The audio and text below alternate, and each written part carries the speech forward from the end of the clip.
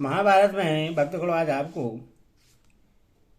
योग से ही परमात्मा की प्राप्ति का वर्णन की कथा कहूंगा। आप उसको ध्यानपूर्वक सुने और इस चैनल को लाइक करें, सब्सक्राइब जरूर करें। कथा सुनिए। व्यास जी कहते, बेटा तुम्हारे प्रश्न के अनुसार मैंने यहाँ ज्ञान के विषय का ऐसा वर्णन किया। अब योग की बातें बता रहा हूं, सुनो। इंद्रिय, मन और बुद्धि की वृत्तियों को रोककर व्यापक आत्मा के साथ उनकी एकता स्थापित करना ही योग शास्त्र के मत में उत्तम ज्ञान है। इससे प्राप्त करने के लिए योगी को सम, दम आदि साधनों से संपन्न होना चाहिए। वह अध्यात्म शास्त्र का चिंतन करे, आत्मा में अनुराग रखे, शास्त्रों का तत्व जाने और शास्त्र विहित कर्मों का निष्काम भाव से अनुष्ठान करे। काम, क्रोध, लोभ, भय और स्वप्न ये योग के 5 दोष हैं।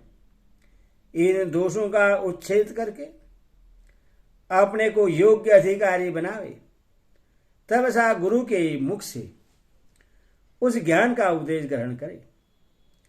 अब उन 5 दोषों को जीतने का उपाय बतलाते हैं।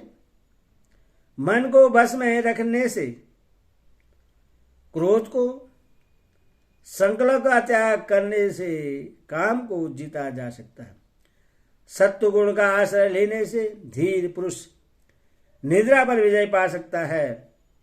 मनुष्य को धैर्य का सहारा लेकर विषय भोग और भोजन की चिंता दूर करनी चाहिए। नेत्रों की सहायता से हाथ और पैरों की, मन के द्वारा नेत्र और कानों की तथा कर्म के द्वारा मन और वाणी की रक्षा करनी चाहिए। सावधानी के द्वारा भय का और विद्वानों की सेवा में दंभ का परित्याग करना चाहिए। इस प्रकार योग के साधन को आलस्य छोड़कर योग संबंधी दोषों को जीतने का प्रयत्न करना चाहिए। वह अग्नि और ब्राह्मणों की पूजा तथा देवताओं को प्रणाम करे। मन को दुखाने वाली हिंसा भरी वाणी न बोले। तेजोमय ब्रह्मा सबका बीज कारण है। यह तो कुछ दिखाई दे रहा है, सब उसी का रस कार्य है। संपूर्ण चराचर जगत उस ब्रह्मा के ही ईश्वर संकल्प का परिणाम है। ध्यान, वेदाध्ययन, सत्य, लज्जा, सरलता, क्षमा, शौच, आचार शुद्धि एवं इंद्रिय संयम से तेज की वृद्धि होती और पाप का नाश हो जाता है। साधक की संपूर्ण अभिलाषाएं सिद्ध होती हैं तथा उसे विज्ञान प्राप्त होता है। योगी को चाहिए कि वह संपूर्ण प्राणियों में समान भाव रखे। जो कुछ मिल जाए उसी में संतुष्ट रहे। पापों को धो डाले तथा तेजस्वी, मिताहारी और जितेंद्रिय होकर काम और क्रोध को बस में करके ब्रह्मा पद को पाने की इच्छा करे। योगी मन और इंद्रियों को एकाग्र करके रात के पहले और पिछले पहर में ध्यानस्थ होकर मन को आत्मा में लगाए। जैसे मशक में एक जगह भी छेद हो जाने पर पानी बह जाता है, उसी प्रकार यदि 5 इंद्रियों में से एक भी विषय की ओर प्रवृत्त हुई तो साधक का शास्त्र ज्ञान लुप्त हो जाता है। इसीलिए जैसे मछली मार जाल काटने वाली मछली को पहले पकड़कर पीछे दूसरी मछलियों को पकड़ते हैं, उसी तरह साधक पहले अपने मन को बस में करे। उसके बाद कान, आँख, जिह्वा तथा नासिका आदि इंद्रियों का निग्रह करे। 5 इंद्रियों को मन में स्थापित करके इंद्र सहित मन को बुद्धि में लीन करे। इससे इंद्रियों को मलिनता दूर हो जाती है और उनमें निर्मलता आ जाती है। उस समय ब्रह्मा का साक्षात्कार हो जाता है। योगी अपने अंतःकरण में धूम रहित अग्नि, दीप्तिमान सूर्य तथा आकाश में चमकती हुई बिजली के समान आत्मा का दर्शन करता है। वह सबकी आत्मा में और सब में आत्मा को स्थित देखता है। जो महात्मा, ब्राह्मण, ज्ञानी, धैर्यवान, विद्वान, संपूर्ण प्राणियों के हित में तत्पर रहने वाले हैं, वही उस परमात्मा का दर्शन कर पाते हैं।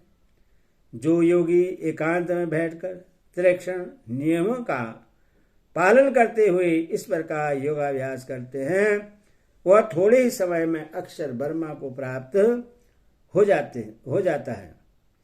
योग साधनों में अग्रसर होने पर मोह, भ्रम और आवर्त आदि विघ्न प्राप्त होते हैं।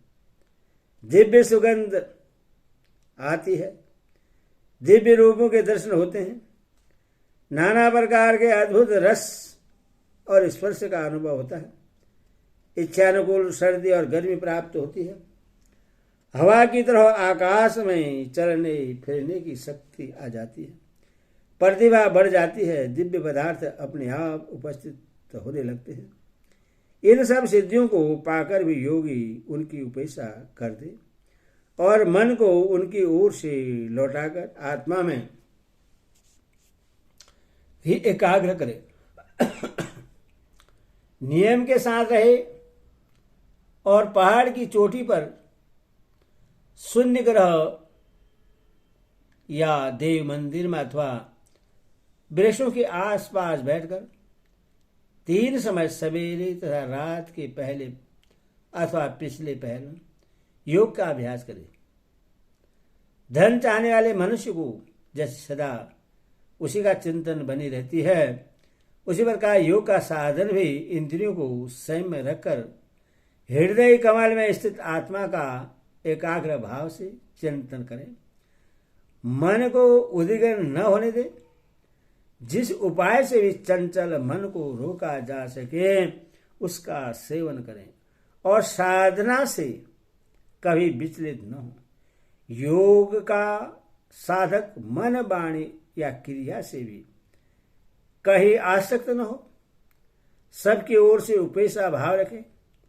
नियमित भोजन करे और लाभ हानि को समान समझे। कोई प्रशंसा करे या निंदा, वह दोनों को समान दृष्टि से देखे। एक की भलाई दूसरे की बुराई न सोचे। कुछ लाभ होने पर हर्ष से फूल न उठे और न होने पर चिंता न करे। सब प्राणियों के प्रति समान दृष्टि रखे। वायु के समान सर्वत्र विचरता हुआ भी असंग रहे। इस प्रकार स्वस्थ चित्त और समदर्शी रहकर 6 महीने तक नित्य योगाभ्यास करने वाले साधु पुरुष को ब्रह्मा का साक्षात्कार हो जाता है। धन के लिए प्राणी को विकल देकर उसकी ओर से विरक्त हो जाना और मिट्टी के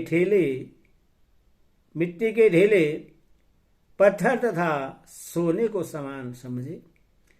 कोई नीच वर्ण का पुरुष अथवा स्त्री ही क्यों न हो, यदि उसे धर्म संपादन करने की इच्छा हो तो योग मार्ग का सेवन करने से उसको भी परम गति की प्राप्ति हो जाती है।